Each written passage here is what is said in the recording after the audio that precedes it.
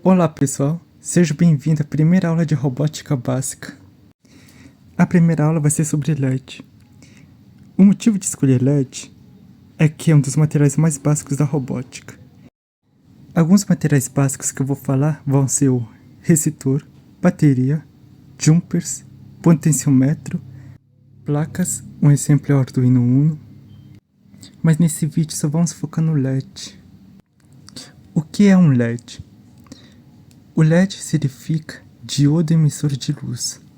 Ele é um componente que transforma energia elétrica em luz. Ele consome pouca energia elétrica, mas o LED só permite que a corrente passe em um único sentido. Se tentar ligar ele em um outro sentido, ele simplesmente não vai acender. Como eu vou saber qual é o lado positivo e qual é o lado negativo de um LED? Simplesmente você deve olhar as perninhas dela. O lado maior é o positivo e o lado menor, logicamente, é o negativo. Qual é a capacidade de volts que o LED pode aguentar? Ele aguenta em torno de 1,8 a 2 volts, mas em alguns LEDs específicos ele aguenta 2,5 volts até 3 volts, conforme a imagem mostrada. Utilizar volts acima do necessário da LED vai diminuir seu tempo de vida útil, e ele pode queimar. É por isso que usamos o resistor para controlar a corrente. Agora, para que serve o LED na robótica?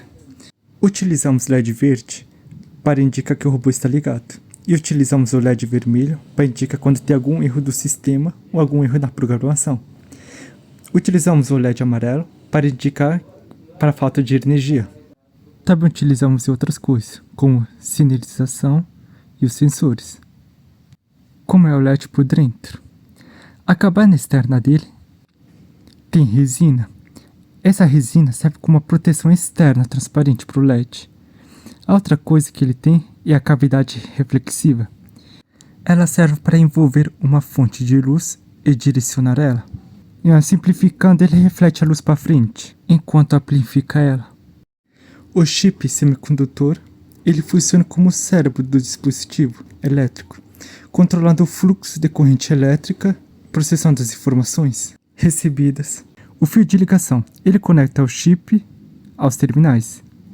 O anodo é um terminal positivo, catodo é o terminal negativo. Esse é o primeiro passo para a robótica. Muitas pessoas compram os materiais sem nem saber o que são, e às vezes eles acabam quebrando ou queimando seus equipamentos. Querendo ou não, isso acaba desanimando muita gente. O próximo vídeo vai ser sobre o resistor. E também, não se preocupe, vou trazer um pouco de programação sobre Arduino, já que eu estudei mais o Arduino Uno. Espero que tenha gostado do vídeo. Deem like e compartilhe para seus amigos. Até a próxima.